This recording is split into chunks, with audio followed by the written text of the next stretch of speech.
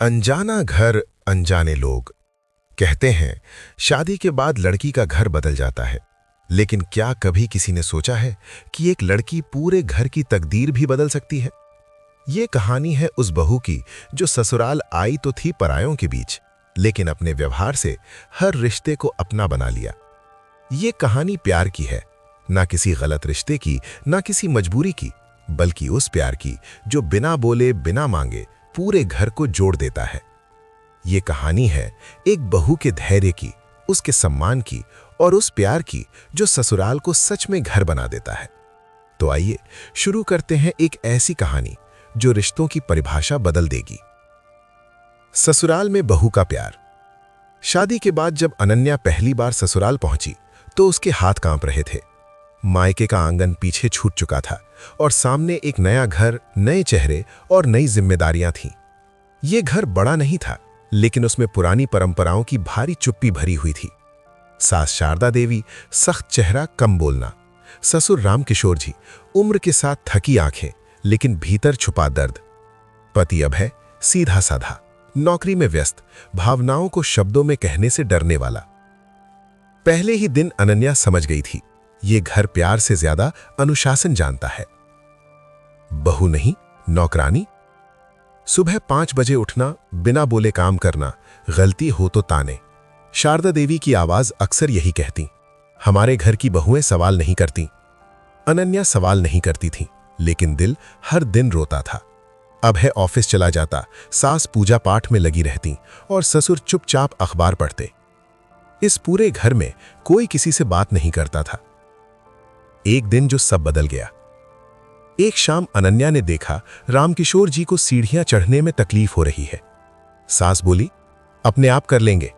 लेकिन अनन्या दौड़ी, उनका हाथ थामा, धीरे धीरे उन्हें कमरे तक ले गई। रामकिशोर जी की आंखें भर आईं। कई सालों में किसी ने उन्हें इस तरह छुआ नहीं था, सम्मान से। चुप्पी के पीछे छुपा दर्द।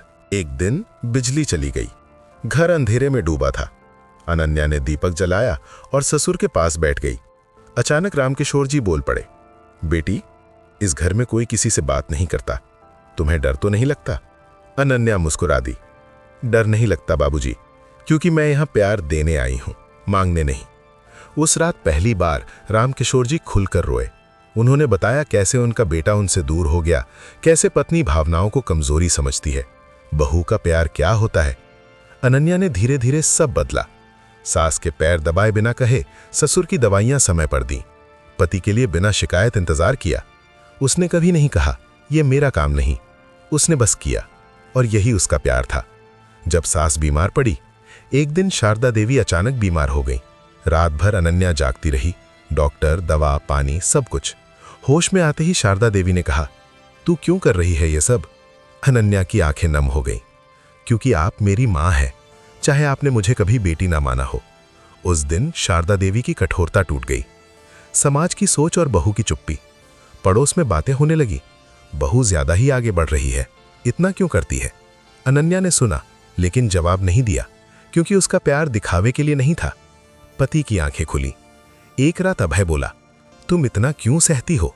अनन्या ने कहा, क्योंकि अगर मैं भी कठोर बन जाऊं तो इस घर में नरमी कौन लाएगा?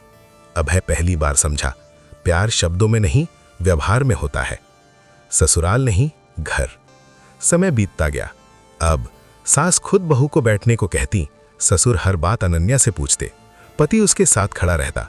वही घर जो कभी अजनबी था, अब घर बन चुका था। एक पारिवारिक कार्यक्रम में किसी ने पूछा, बहू होकर इतना क्यों करती हो? अनन्या ने मुस्कुराकर कहा, मैं बहू नहीं हूं, मैं इस घर की बेटी हूं। पूरा हॉल खामोश हो गया।